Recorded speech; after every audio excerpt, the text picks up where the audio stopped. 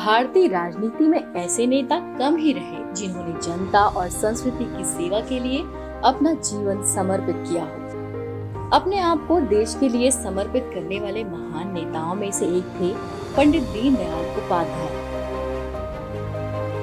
एकात्म मानववाद के उनके विचार आज भी समाज और राजनीति के लिए प्रेरणा है। वो प्रचारक से लेकर भारतीय जनसंघ के अध्यक्ष बने और अपने संपूर्ण जीवन में ईमानदारी, समर्पण और राष्ट्रभक्ति की मिसाल पेश की।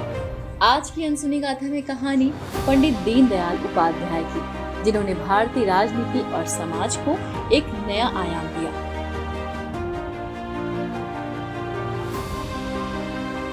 पंडित दीनदयाल उपाध्याय का जन्म 25 सितंबर 1916 को मथुरा के नगला चंद्रभान में हुआ था। माता पिता का जल्दी देहांत हो गया और वो ननिहाल में बड़े हुए। बचपन से ही पढ़ाई में मेधावी और समाज सेवा के प्रति समर्पित रहे। 1937 में पंडित दीनदयाल आरएसएस में शामिल हुए और जीवन भर प्रचारक का जीवन जिया। राजनीति उनके लिए सिर्फ सत्ता का माध्यम नहीं, बल्कि समाज और संस्कृति के लिए सेवा का जरिया भी था। छत्तीसगढ़ में उनका यही विचार आज भी सामाजिक योजनाओं और विकास में झलकता है। 1947 में देश आजाद हुआ और डॉक्टर श्यामा प्रसाद मुखर्जी कांग्रेस से नाराज होकर नए दल की स्थापना करने निकल पड़े। 1952 में कानपुर में पहला भारतीय जनसंघ अधिवेशन हुआ और पंडित दीनदयाल उपाध्याय जी इस नए दल के महामंत्री बने। यहीं से उनकी राजनीति की असली यात्रा की शुरुआत हुई। उन्होंने काफी कम समय में ही इतने प्रस्ताव पेश किए कि डॉक्टर मुखर्जी तक कहने उठे, अगर मुझे 2 दीनदयाल मिल जाए तो मैं भारत की राजनीति बदल दूं। जनसंघ में उनका योगदान सिर्फ संगठन तक सीमित नहीं था।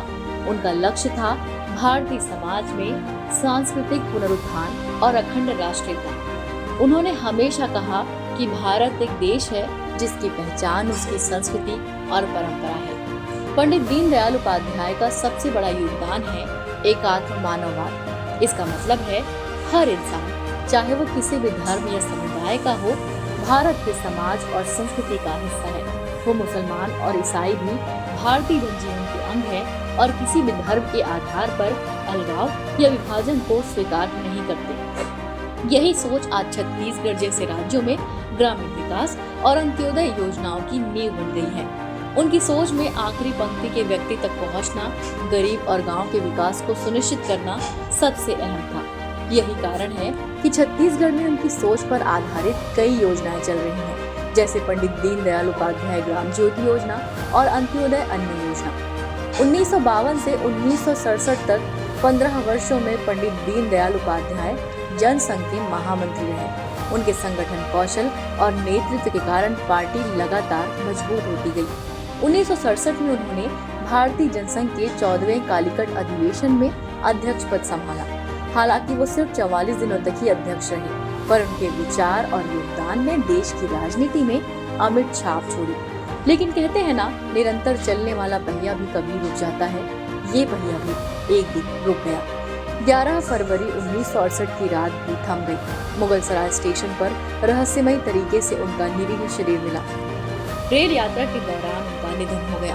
पूरा देश शोक में डूब गया। दिल्ली की सड़कों तक लोग पुष्प वर्षा करते हुए भावभीनी श्रद्धांजलि अर्पित करने आए। उनकी अंतिम यात्रा उनके जीवन की तरह ही जनता के लिए सुलभ और जनप्रिय रही और उनके विचार और कार्य आज भी हमारे साथ हैं। छत्तीसगढ़ में दीनदयाल जी के विचार आज भी जीवंत हैं। उनके एकात्म मानववाद और अंतिम पंक्ति के व्यक्ति के लिए कार्य करने की सोच ने राज्य के सामाजिक और आर्थिक विकास में बड़ी भूमिका निभाई। उनकी प्रेरणा से कई योजनाएं चल रही हैं। पंचायत स्तर पर स्वावलंबन, ग्रामीण विकास और गरीब कल्याण की नींव पड़ी। यही कारण है कि दीनदयाल जी आज भी हर भारतीय, विशेषकर छत्तीसगढ़ वासियों के लिए प्रेरणा स्रोत हैं। पंडित दीनदयाल उपाध्याय एक प्रचारक, संगठनकर्ता, विचारक और राष्ट्रभक्त थे। भले ही उनका जीवन छोटा था, लेकिन योगदान अमर है।